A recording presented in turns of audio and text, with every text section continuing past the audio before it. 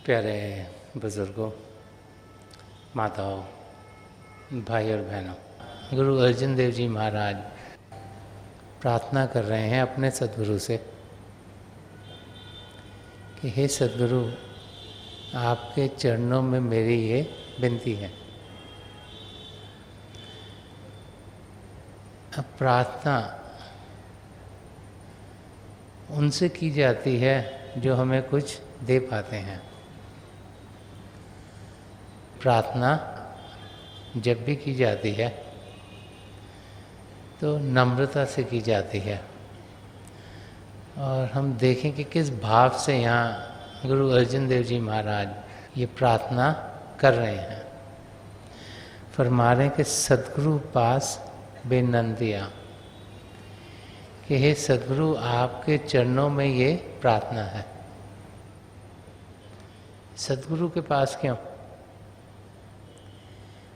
कि उनके जरिए ही हम जिंदगी का जो ध्येय है उसे जान सकते हैं, जो सच्चाई है उसे पहचान सकते हैं, और सच्ची सुच्ची जिंदगी बनाते हुए अपनी मकसद तक पहुंच सकते हैं, उसे पूरा कर सकते हैं। तो बेनती अपने सद्गुरु के चरण कमलों में हो रही है, और बेनती क्या है कि मिले नाम आधारा।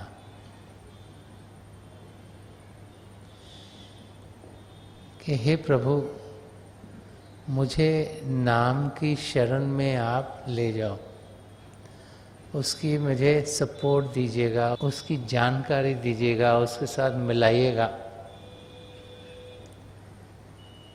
कि उसका आधार चाहिए, तभी अपनी मंजिल की ओर हम पहुंच सकते हैं।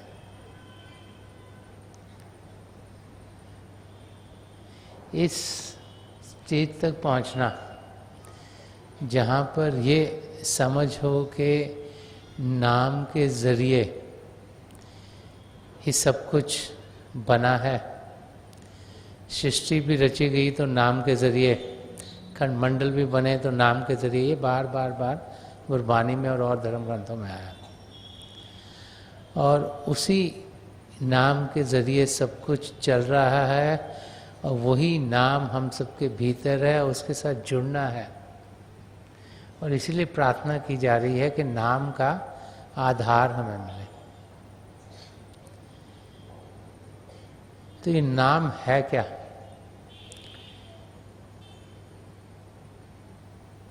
इसे जाने कैसे? बार बार बार हमें ये समझाया जाता है कि एक पूर्ण महापुरुष के जरिए ही हम नाम के ज्ञान को पा सकते हैं।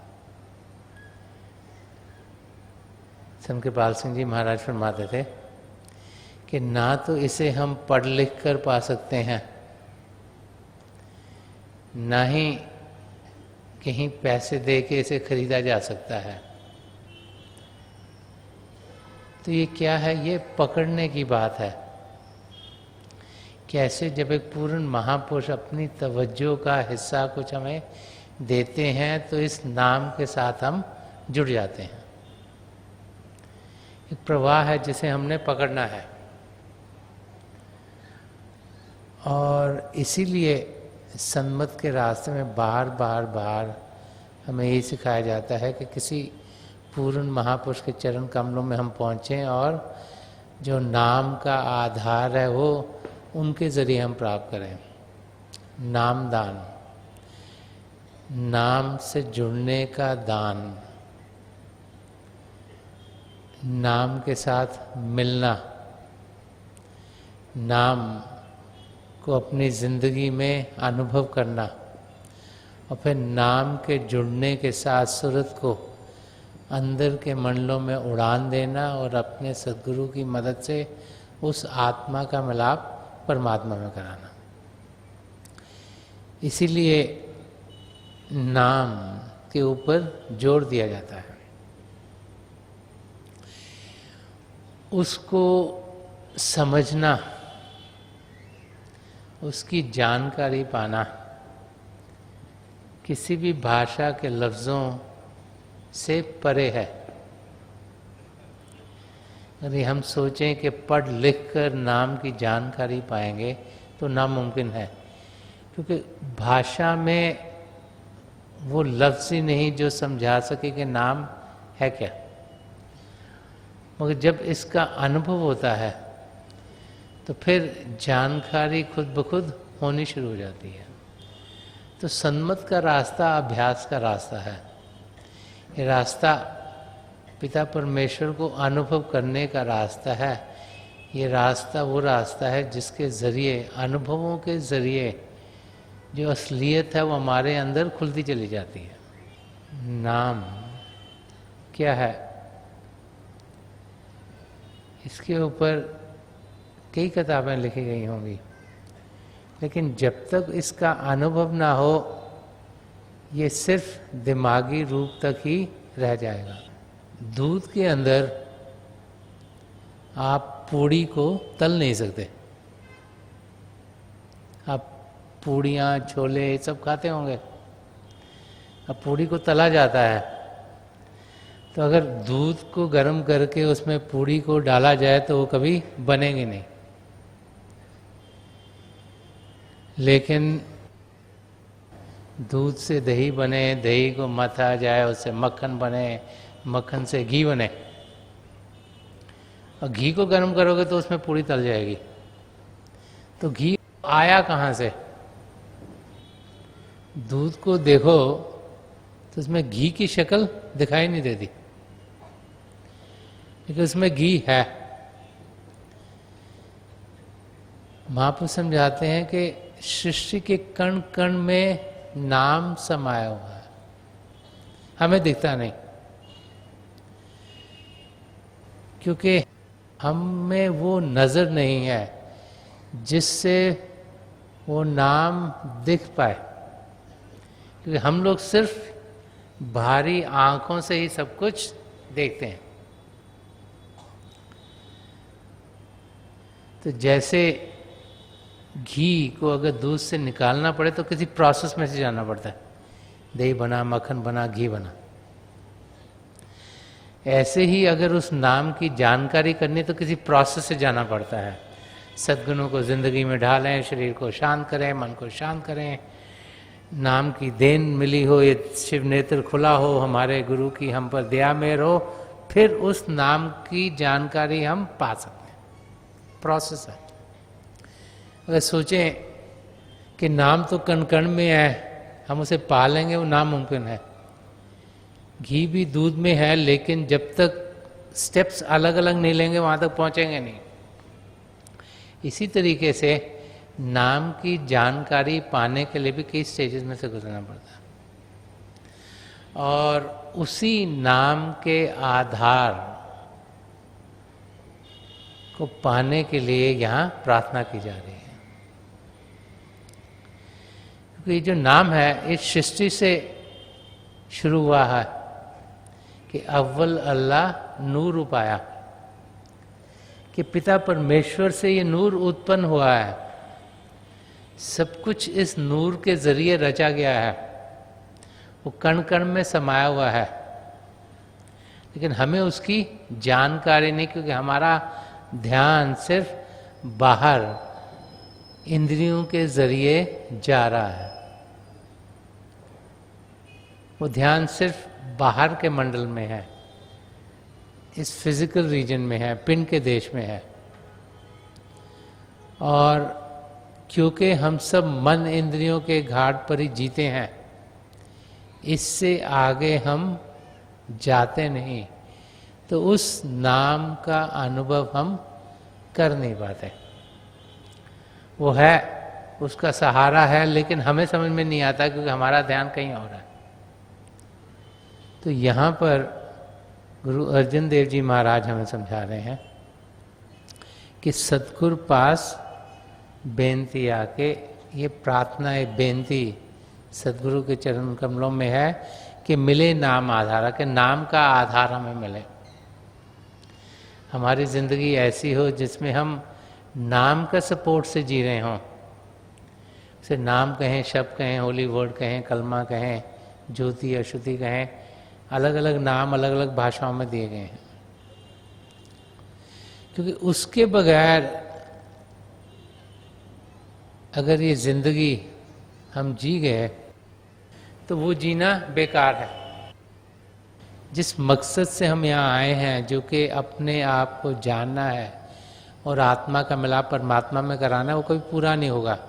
नाम के जरिए सारे खंड मंडल रचे हैं, उसके साथ जुड़कर ही हम वापस अपने निर्धाम सचखंड तक पहुंच सकते हैं। और ये नाम जो सृष्टि के शुरुआत से शुरू हुआ है, चाहे लाखों करोड़ों साल हो गए हों हमारी आत्मा को नाम से दूर हुए, लेकिन उसमें कुछ खराबी नहीं होती। सृष्टि बनती है, बिगड़ती है, मंडल बनते हैं, टूटते हैं, पिंड अण्ड ब्रह्मांड, जब प्रलय आता है सब खत्म हो जाते हैं, जब महाप्रलय आता है तो पार ब्रह्म भी खत्म हो जाता है, लेकिन नाम कभी खत्म नहीं होता। आज सच जुगाद सच, है भी सच नानक होसी भी सच। कि जो सच्चाई है वो सृष्टि के शुरुआत में थी, आज भी है, सदा सदा के लिए रहेगी। उसमें कुछ त्रुटि नहीं आती, कुछ खराबी नहीं आती। अगर मटका हो तो अगर मटका टूट जाए तो जो हवा है उसमें कुछ चेंज नहीं आता, वो मटके के अंदर भी है, उसके बाहर भी है। मटके की क्या शेप है उसका, उस पर कुछ फर्क नहीं पड़ता। ऐसे ही नाम जो कण कण में समाया है वो सदा सदा के लिए हमारे अंग संग रहता है, और उसकी जानकारी पाने के लिए, उसका अनुभव करने के लिए कि यहाँ प्रार्थना की जा रही है कि सद्गुरु पास बेनंतिया मिले नाम आधारा। कि नाम को पाने की, उसका अनुभव करने की दान यहाँ मांगी जा रही है कि हे प्रभु, मुझे आप तरीका बताइए, हे मेरे सद्गुरु, कि कैसे नाम का मैं अनुभव कर चुकूँ, पल पर क्षण क्षण मेरी जिंदगी में है, उसका सहारा पा सकूं। क्योंकि ये यकीन हो गया कि उसके बगैर कोई चारा नहीं, वही हमें अपनी मंजिल की ओर लेके जाएगा। इस स्टेज तक पहुंचना ही बहुत बड़ी बात है। हम लोग दुनिया में जीते हैं, सोचते हैं दुनिया की सपोर्ट चाहिए, नौकरी चाहिए तो किसी की सपोर्ट चाहिए, कोई और चीज़ करनी है तो किसी की मदद चाहिए, तो कभी यहाँ पे सिर झुका देते हैं, कभी वहाँ झुकाते हैं, कभी वहाँ झुका देते हैं। तो इंसान की ज़िंदगी कैसी होनी चाहिए, सच्चे इंसान की ज़िंदगी कैसी हो? महापुरुष समझाते हैं कि पिता परमेश्वर में भरोसा हो, उनके शब्द के साथ हम जुड़ें, अभ्यास करें, अनुभव करें, ताकि प्रभु की ज्योति को अपने अंदर पाएं, अंग संग पाएं। जब पाएंगे तो फिर हम अपनी मंजिल तक तेजी से ज़रूर पहुंच जाएंगे। तो यहाँ पर गुरु अर्जन देव जी महाराज फरमा रहे हैं कि ये बेनती अपने सद्गुरु से कर रहे हैं, और आगे इस शब्द के ज़रिए रूहानियत के और बहुत से रहस्य वो खोलकर समझा रहे हैं। फरमा रहे हैं कि टूथा सच्चा पातशाह ताप किया संसारा। अगर हमारे सद्गुरु हमसे प्रसन्न हो गए, संतुष्ट हो गए, उनको लगा कि हम अपनी ज़िंदगी सही तरीके से जी रहे हैं, जैसे कि संत कृपाल सिंह जी महाराज फरमाते थे कि if you love me keep my commandments, कि अगर आप मुझसे प्रेम करते हैं तो मेरा कहना मानो।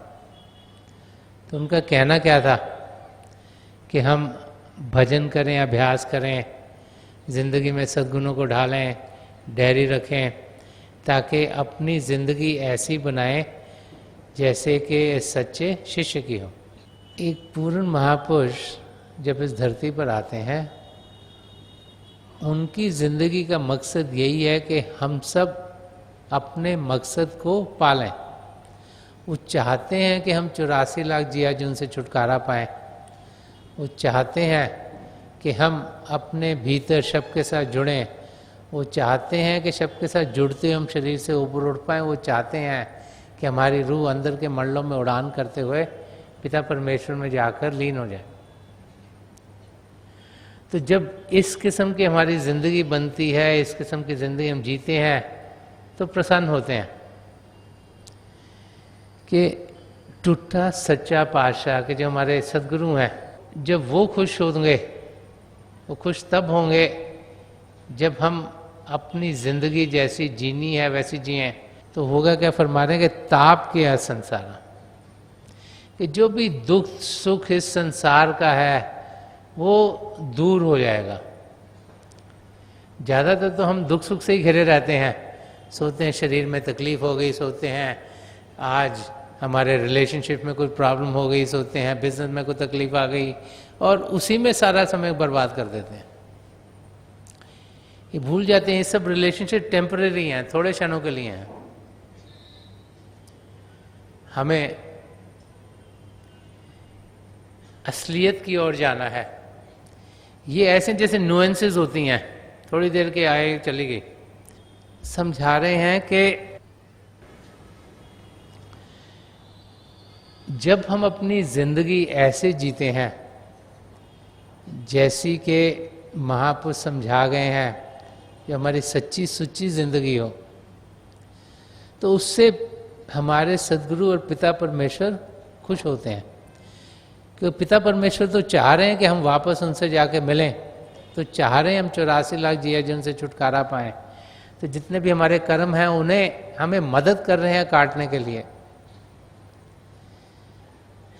तभी हम अपनी मंजिल तक पहुंच पाएंगे। तो यहाँ यही समझा रहे हैं कि जो अप्स एंड डाउन लाइफ के हैं, जो जिंदगी की ऊंच नीच है, हम उसी में डूबे ना रहें। हम देखते हैं सुबह से शाम तक ज़्यादातर इंसान क्या करता है, काम पर जाता है पैसे कमाने के लिए, पैसा कमाता है ताकि खा सके, रह सके, कपड़े पहन सके,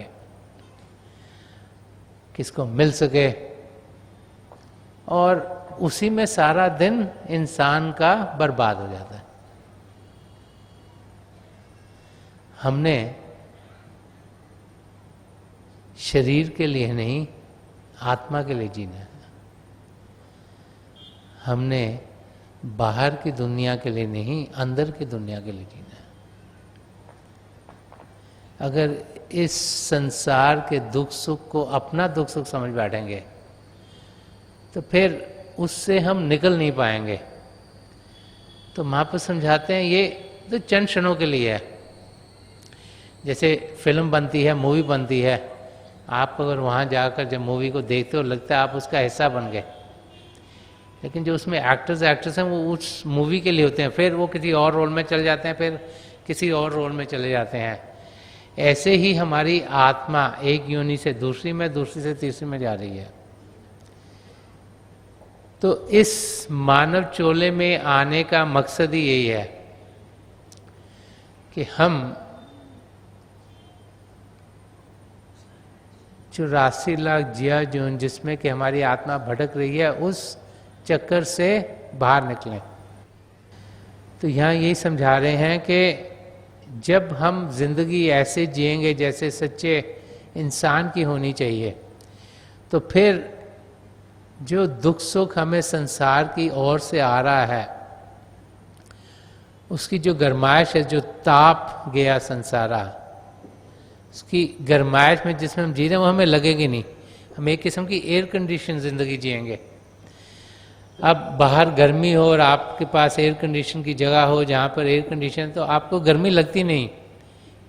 ये नहीं कि गर्मी है नहीं, ये नहीं कि कर्म है नहीं, लेकिन आपको नहीं लगते, बाहर के बाहर ही रह जाते हैं। आप अच्छे तरीके से प्रेम पूर्वक आराम से जी सकते हैं। उस किस्म की जिंदगी जीने के लिए यहाँ समझाया जा रहा है। यहाँ पर गुरु अर्जुन देव जी महाराज समझा रहे हैं कि जब हम एक सच्ची सुच्ची जिंदगी जीते हैं तो दुनिया के ऊंच नीच का कोई असर नहीं होता। और आगे फरमा रहे हैं कि टूटा सच्चा पाशा ताप गया संसारा, भक्ता की टेक तू। बता रहे हैं कि पिता परमेश्वर कौन है, क्या है, कि भक्तों की आप टेक हो, भक्ता की टेक तू, संता की ओर तू, सच्चा सृजनहारा। इस लाइन में पिता परमेश्वर क्या है वो हमें समझाया जा रहा है कि हम लोग जो कि ये जान नहीं पाते कि सृष्टि का मालिक कौन है, ये समझ नहीं हमें आती कि उनका सहारा हमें कैसे मिलता है, क्योंकि उन्हें ना हम देख सकते हैं ना सुन पाते हैं। तो यह फरमा रहे हैं कि भक्ता की टेक तू, कि पिता परमेश्वर आप ही हो जो भक्तों को अपनी मंजिल तक पहुंचा सकते हो। संतों की ओर तो संत भी आके आप में शरण लेते हैं, जैसे संत दर्शन सिंह जी महाराज ने फरमाया कि लौट आए हैं यार के दर से, वक्त ने जब हमें पुकारा है। कि ऐसे संत महापुरुष आपके अंग संग होते हैं, आप में शरण लेते हैं, आपकी रजा से यहाँ आते हैं, आप उन्हें भेजते हो।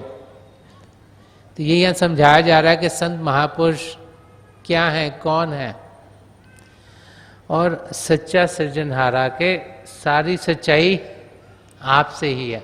अगर आपको पा लिया तो सब कुछ पा लिया। और इसीलिए बार बार बार पिता परमेश्वर को पाने के लिए हमें समझाया जाता है। पिता परमेश्वर हमसे अलग नहीं, जैसे सूर्य से रोशनी अलग नहीं, ऐसी हमारी आत्मा पिता परमेश्वर से अलग नहीं। लेकिन जब बादल बीच में आते हैं तो रोशनी दिखती नहीं। तो हमारे जिंदगी में क्या बादल गए, मन। जब बादल आते हैं, बहुत से आते हैं, तो क्या होता है, अंधेरा हो जाता है।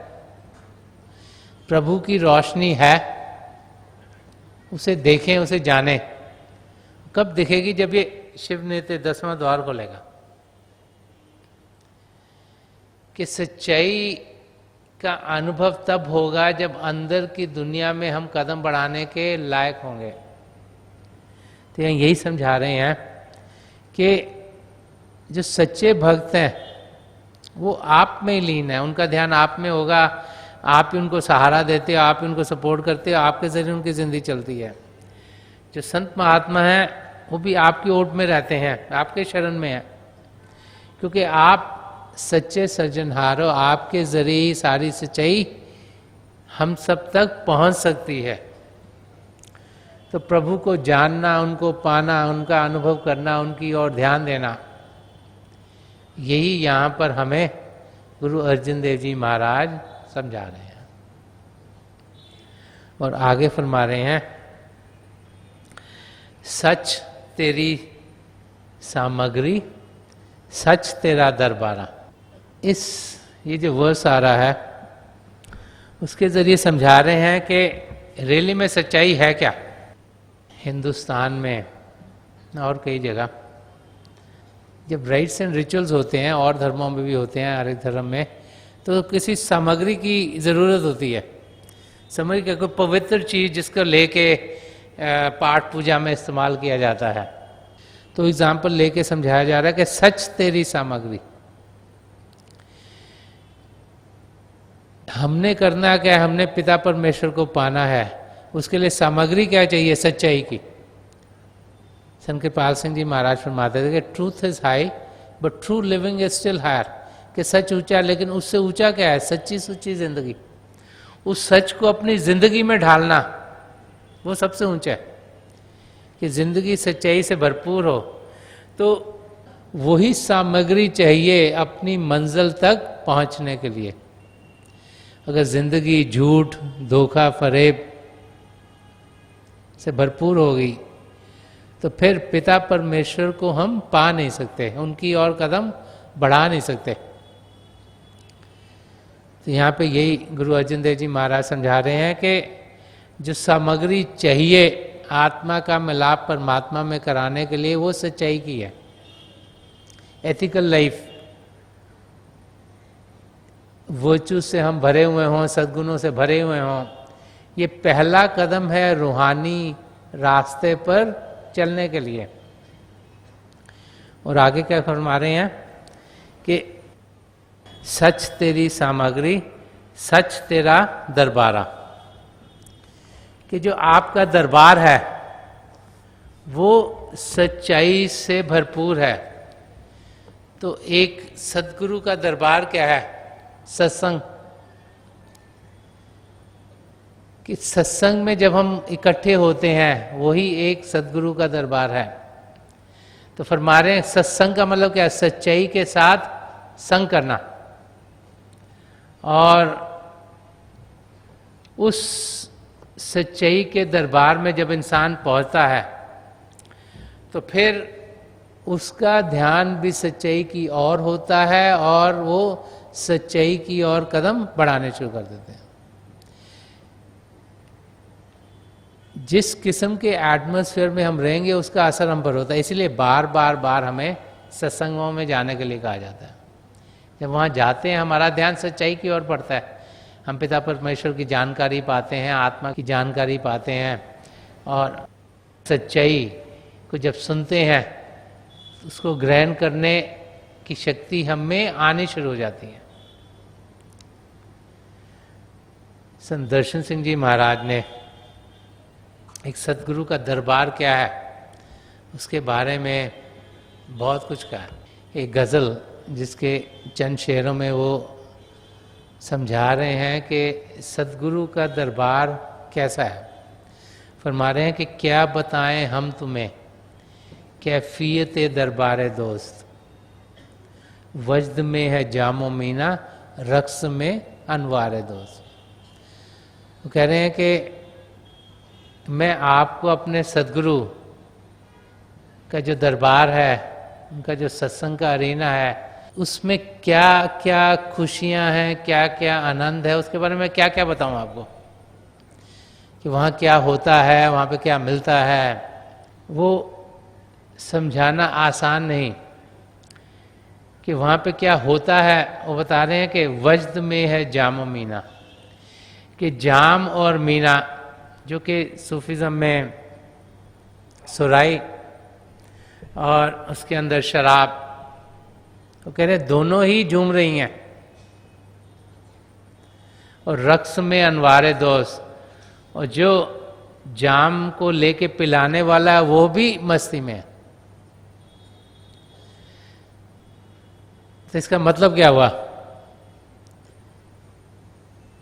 कि जब हम महापुरुषों की संगत में जाते हैं तो नाम की वहां बरखा हो रही थी है।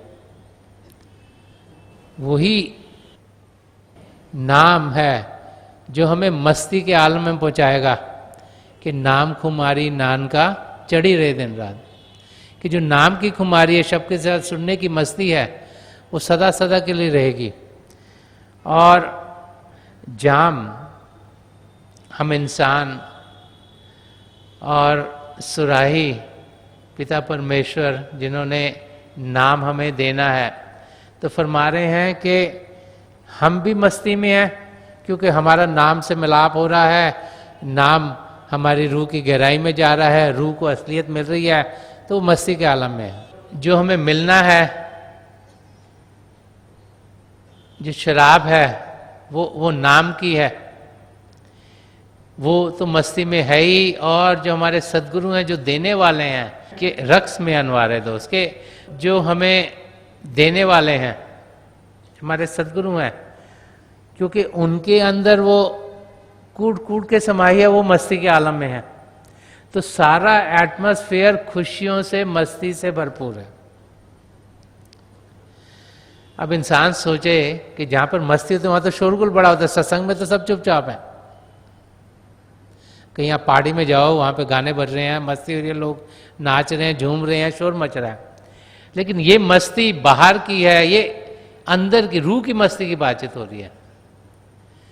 रूह एकाग्र हो रही है, नीचे से सिमट कर यहाँ शिव नेत्र पर पहुंच रही है, अंदर की मंडलों में जा रही है और रोशनियां और अंधर में शब्द के साथ मिलने का जो लगाव है उसकी मस्ती में झूम रही है।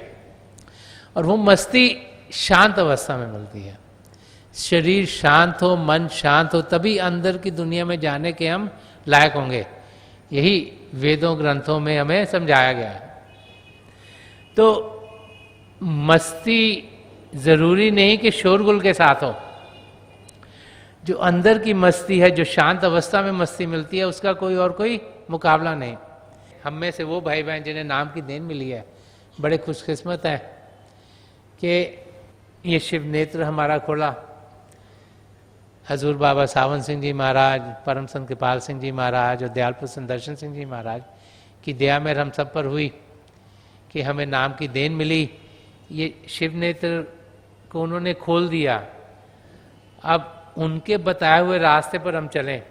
कम से कम 10वां हिस्सा दिन का जो 2.5 घंटे के करीब है भजन अभ्यास के लिए दें, ताकि जो ये द्वार खुला है इसके ज़रिए उस शब्द के साथ हम जुड़ते हुए रोज़ाना बाकायदगी से तरक्की पिता परमेश्वर की और करें। और उनके चरण कमलों में यही प्रार्थना है कि उनकी दया दृष्टि हम पर रहे, नाम का आधार हमें मिलता रहे और हम अपनी मंजिल को इसी जिंदगी में पालें, अपनी आत्मा का मिलाप परमात्मा में करा लें।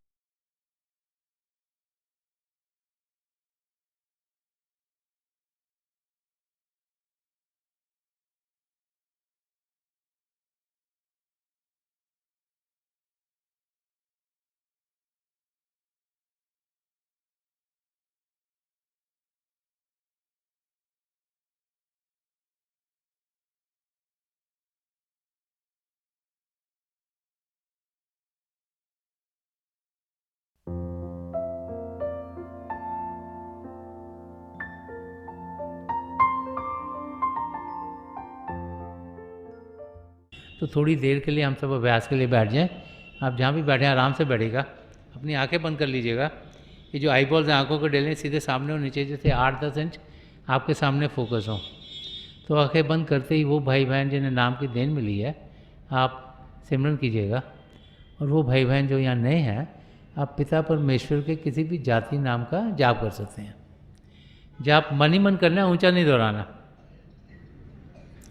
आपके सामने रोशनी खुलनी शुरू हो जाएगी। शुरू में हो सकता है रोशनी के चिन्ह हो, रोशनियाँ टिकी हुई हों, रोशनियाँ किसी भी रंग की हो सकती हैं, लाल, पीला, नीला, हरा, संतरी, सफ़ेद, कोई भी रंग हो।